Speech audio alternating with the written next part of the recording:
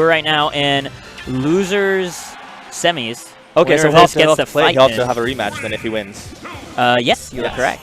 But we've got a couple of runbacks. Exactly. Let's see how Luis can adjust. Well, his first adjustment is going straight to Bayo and not going with the Mario at all.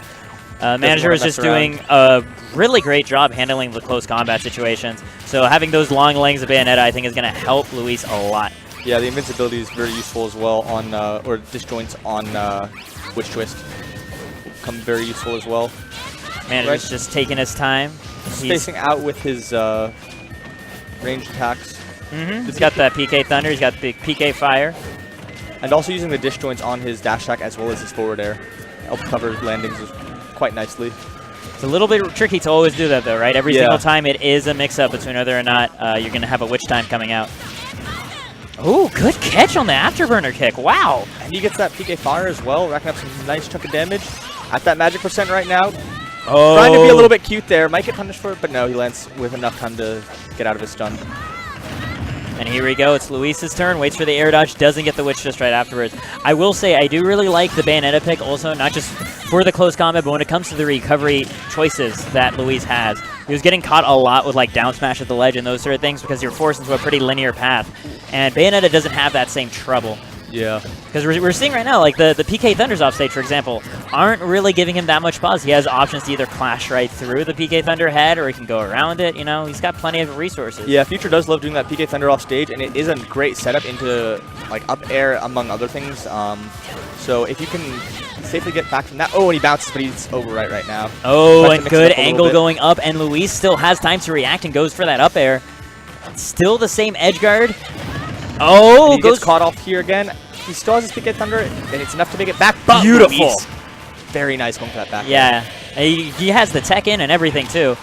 Luis doesn't drop a beat. The moment the invincibility wears off, he's right back there. Yeah, so Ness does have his intangibility on the startup frames. Right? It's frames 1 through 9, I believe. And okay, combo break up air there. Killing is always going to make me laugh a bit. Oh my god! Down. All right, that's just going to make me scream. That's just a great awareness. Like, yo, the Smash Roll platform put me right above you, and you're going to have to, like, hold still while you're recovering in this situation, so just drop down with the axe kick. It's that required 15-minute break he's got to take. I mean, you've got to take required breaks when you're working in the state of California.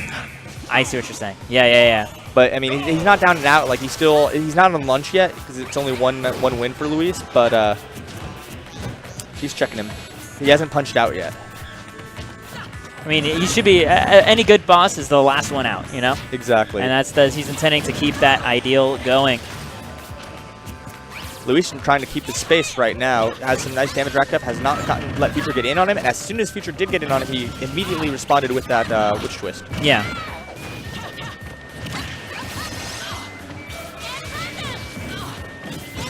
Oh, great PK Fire there, catching the missed tech. Future having a very good awareness of where his opponents are going to end up after he PK Thunders them. Luis almost sending him to the ground with that foot. So far, Manager, it's always hard to say, actually, when you're fighting with a Bayonetta, who's actually winning at any moment, because you always have to remember how big these punishes can get when Bayonetta finally gets in. Luis manages to catch the managers off barely there, gets him off again. Waits for the air dodge again, does not quite get it though, and gonna gets get the tech, though. yeah. Luis is so good at tech now, but gets that yo-yo. Yeah, being able to catch that lack of ledge invincibility. But, I mean, at 137%. You're not going to have much get-up invincibility as well if you try to get up as well, so it won't last very long. So even if he did try to respond with a get-up right away, it would be tough. Manager getting some nice bread and butter with these up air strings. Oh, yeah, a little bit shaky there, but Luis managing to figure out where he was going to be and punish that landing.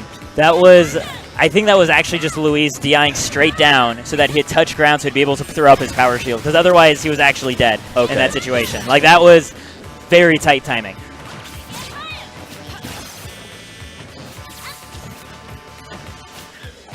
Shaky paying a visit back to NorCal might have helped him with that a little bit, knowing how to respond to Ness's janky up B when he goes for it like that.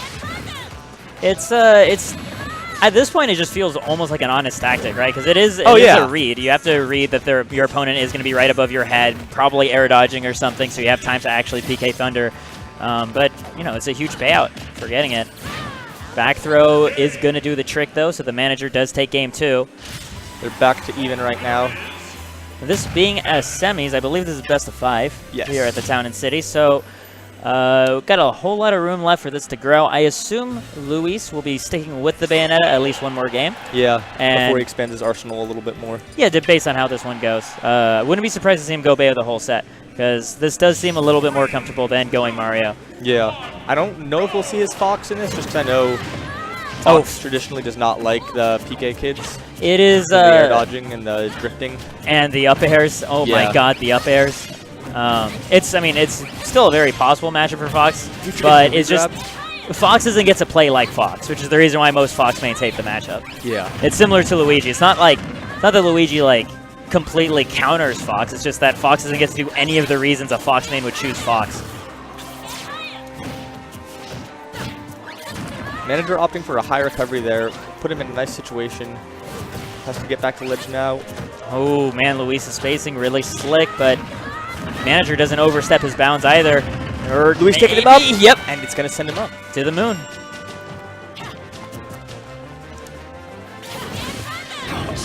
Okay. Which time, though. Very important. That is, I actually like Luis's choice there, because he was like, wait a minute, it's still the active PK Thunder 2 hitbox? Yeah. I don't want to actually hit this, because I'll die. So he just ran up and just like, okay, just don't want anything to do with this. It can be scary to interact with. I don't know how it interacts with Ness's, but I know if you which time Charizard's Flare Blitz, then you can still actually get hit by the Flare Blitz, even while which time is slowing you down. I would assume then it's the same for PK Thunder 2. Luis carrying him up again. Oh, he's looking to finish it off, but... That aerial drift from Ness coming through, though. Yeah. Going to be able to see himself back to the ground, but once again, another catch by Luis. Waits for the air dodge, tries to get another witch twist. It doesn't work out this time, but I've seen him do it before when he plays Bayo. Future going out for that PK Fire, hoping Luis would drift back a little bit. Gets that full charge. That will do the trick. Enough. Luis now up 2-1 with a very dominant game on Battlefield, but it's the manager's counter pick. He's locked out of Smashville. Yeah, Smashville's popular, but probably will not get the access to FD. Most Bayos just ban FD outright. Yeah. So it's the choice of do you want to deal with the terror of an even lower ceiling when Luis was so consistent starting those ceiling combos, or do you want to deal with being boulder camped on Lilat? He's opting for the Town and City pick. Yeah, I mean, he can still kill super early with his own up airs as well, so it isn't the worst pick for him.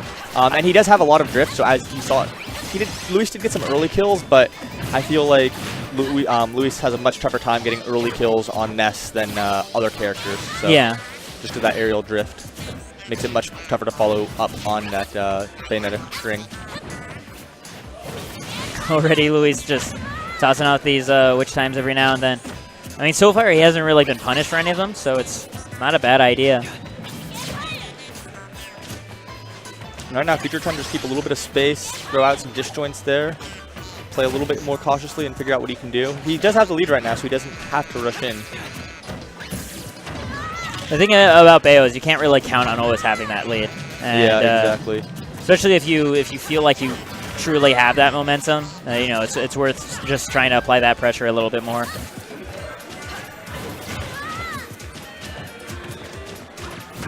Oh, the manager getting picked up right there.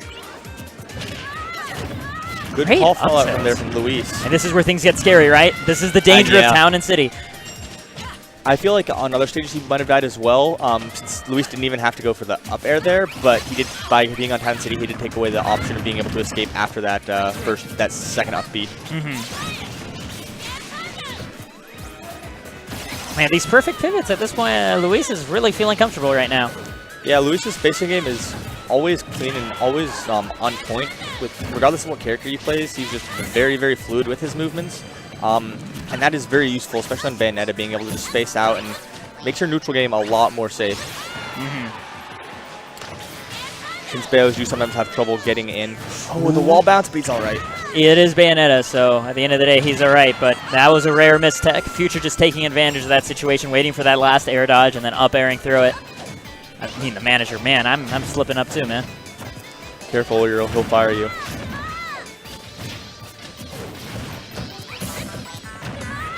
Luis has got him here. He's picking him up.